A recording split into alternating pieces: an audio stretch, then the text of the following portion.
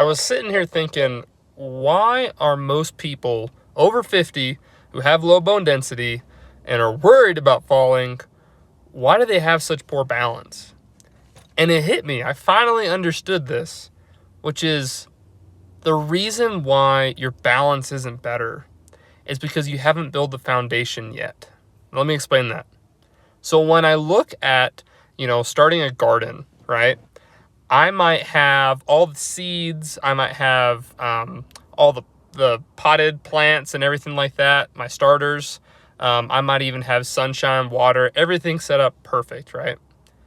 The problem is, if I don't have good soil, it doesn't matter all the other stuff, right? The soil is where the nutrients come from. It's the home. It's the place that the seeds are able to take hold. So the same thing works with our balance. Your balance is kind of like all those other things. Like, it's the seed. And you can optimize that. You can improve that. You can get better seeds. You can get, different strands that are more resistant to your conditions or whatever, right? But if you don't have the muscle mass and the strength, which is the foundation, which is where you put that balance into, right? Then you're not going to be successful. There's just no way to do it. And so some 3 easy ways to work on your strength is by first taking a look at where you are, like having an assessment, having some baseline, right? I go over this. I have a free assessment that you can check out your balance that also looks at your strength.